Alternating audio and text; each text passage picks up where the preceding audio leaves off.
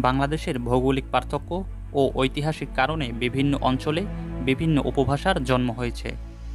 বাংলাদেশের দক্ষিণের অন্যতম অঞ্চল বরিশাল। প্রাচীনকালে বরিশাল বাঙ্গালা নামে পরিচিত ছিল। এই বাঙ্গালা শব্দটি বাকলা হিসেবে পরিচিতি লাভ করে।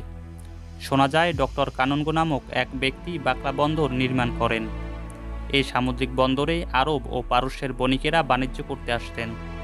দশম শতকে দক্ষিণ পূর্ববঙ্গে চন্দ্র রাজবংশ চন্দ্রদ্বীপ নামে একটি রাজ্য প্রতিষ্ঠা করে।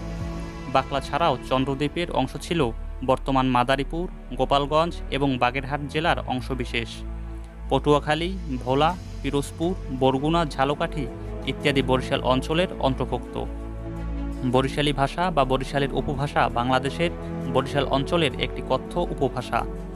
এটি আদিতে বাকলা, চন্দ্রদ্বীপ, পরে বাকেরগঞ্জ এবং পরবর্তীতে বরিশাল জনপদের ভাষা। বর্তমান বরিশালের বরিশাল জেলা, বরগুনা, পটুয়াখালী, ঝালকাঠি এবং পিরোজপুর জেলার জনগোষ্ঠীর প্রধান কথ্য ভাষা বরিশালী ভাষা। এছাড়াও ভোলা, মাদারীপুর, শরীয়তপুর, গোপালগঞ্জ ও খুলনায় কিছু অংশের মানুষও এ ভাষায় কথা বলে। বরিশালী ভাষার উৎপত্তি বাংলা ভাষার পথ চলার সাথে সাথেই। কিছু ভাবগত ও ধ্বনিগত পরিবর্তনের কারণে বরিশালী উপভাষা শুনতে অন্যরকম লাগে।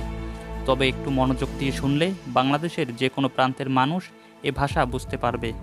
বাংলা ভাষার কিছু সহজ ব্যাকরণগত পরিবর্তনের মধ্য দিয়ে বরিশালী ভাষায় শব্দ গঠন, বাক্য সম্পাদনা হয়ে থাকে।